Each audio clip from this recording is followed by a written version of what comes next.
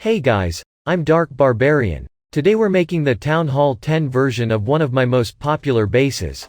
I've already done TH9, TH11, TH12 and TH13 version of that. And you guys have liked them a lot. So I thought why not do a TH10 version of that base as well. So that is what we've got here today. This base is a hybrid base, which means it will help us in saving our loot while still maintaining our trophies. I'm gonna talk more about this base in depth in the base analysis part of the video, which will help you in understanding ins and outs of the base, so that you can decide for yourself if this base is worth switching to. But before that, I would like to tell you about this app I've been working on for almost a year now. It's called Clash Mentor. It's the ultimate Clash of Clan guide app, where you can create your profile, upload bases. You can download the bases other users have uploaded. There is an attack strategy tab which contains best attack strategies for all major levels of the game. Then there is Clashpedia tab which has all the knowledge of Clash World for each and everything in Clash of Clans. If the bases you upload are liked by other users, then you get points which will push you up in the leaderboard where you can compete with other top base builders. If you have any doubts about anything, you can use the contact support feature in the app to contact me. You guys can scan this QR code to download the app, or you can simply go to the link I've left in the right corner. That will take you to the download page. I hope you guys try the app. I'll see you guys after the speed build.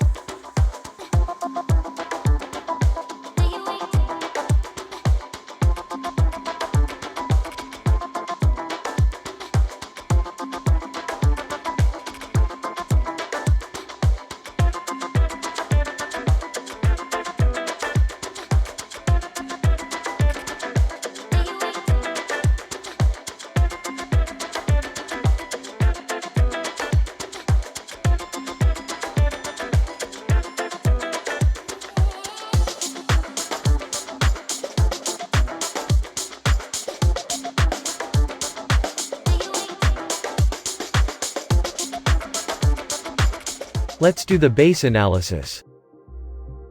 As you guys can see, Town Hall is well protected in the central part of the base, just like my other hybrid base designs, because it is important to keep it safe and secure, as it is worth 1 star and has a decent amount of loot in it. One of the best things about this base is the number of compartments it has. There are compartments literally everywhere. This helps us in slowing down opponents' troops. which ultimately leads to time fail or opponent run out of troops. Most of the time opponents' troops like giants and golems are usually found stuck on walls. Moving forward, if you're one of those people that like to use a base with hard-to-lure clan castle in the middle, you can put the CC in the center in this base as well by making slight changes to the base like I've shown in the picture. Let's take a look at the defense placements. Wizard towers are one of the most important defense at Town Hall 10, so it is important to place them at the spots where they're well protected and their range covers most of the defenses. Hence, placing them in different compartments away from one another would be the most appropriate choice. As you can see, wizard towers range cover most of the defenses in their range, which is exactly what we wanted. So next time when you are making a base yourself or you get it from somewhere else, make sure to check how many defenses are the wizard towers covering in their range. If it's barely covering 2 or 3 defenses, then you may want to reconsider their placement. Archer towers are arranged in such a way that their range covers the whole base, which means the base is well secured against air attacks from all the sides. Mortars are placed towards the outer compartments of the base because we want them to protect us against spam attacks like Barch and mass goblins, but they not only protect the outer buildings of the base, they are placed in such a way that they pretty much cover the whole base. Air defenses are placed away from one another in different compartments to protect them from being taken out by lightning spells in a group. They are placed in compartments near the core of the base. They have air sweepers well paired with them, contributing to an increase in the protection against air attacks like lava loon, mass dragons, and mass electro dragons.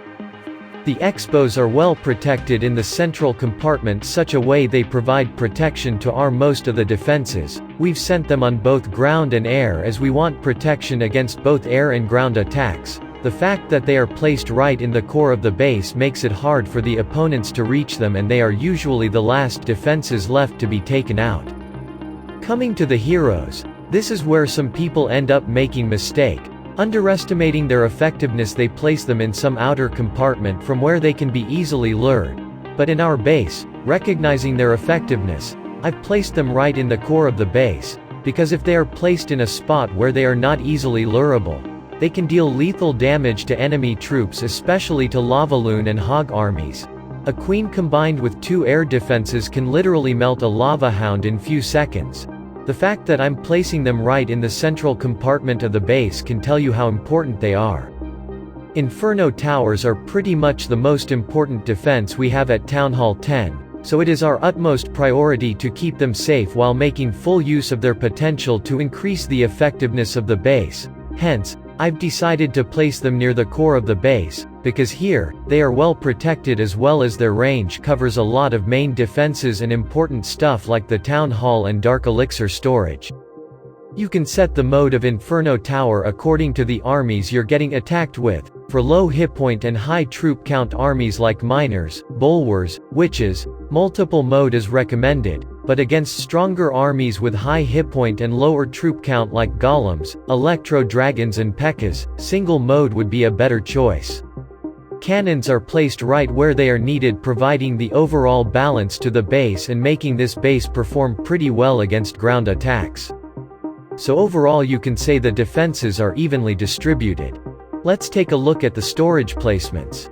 I've tried placing the storages at a distance from one another. When we group the storages, they are far likely to get taken out altogether by opponents, but when we place them away from one another, the opponent has to take out the whole base in order to get all the loot. Some of you might have problem with the placements of those elixir storages in the outermost compartments. But believe me, they are well protected. Sometimes you just have to place your storages towards the outside in order to protect your important defenses, which in return protects your storages. The Dark Elixir storage is placed in the core of the base, and the Dark Elixir storage is also guarded by all our heroes and X-bows and other powerful defenses. Overall, I'd say it's pretty hard to steal the Dark Elixir from this base. Now coming to the placement of the traps, I've observed so many attacks on this base, and found some spots where most opponents are likely to drop their troops on, and the pathings where troops are most likely to walk through, and according to that I've placed these traps on those spots. Overall, the traps placement is well paired with defenses. Coming to the outer buildings, I've placed them alternatively, like I've avoided placing the same kind of collectors close to one another. I see most people not putting enough thought while placing those outer buildings, so they end up placing the same kind of collectors all together. These collectors become an easy target to attackers when placed together, hence it is important to spread them out to make it harder for opponents to take them out. That's it for the base analysis. Even though the base itself is strong enough, having troops in your clan castle can help a lot, as clan castle troops will help you in wasting opponents' troops and time. Pretty much anything will do the job. Now go straight to the description or first pinned comment. I've left a copy link for this base so that you guys can easily copy it. That's it for this video. I'll see you guys in the next one.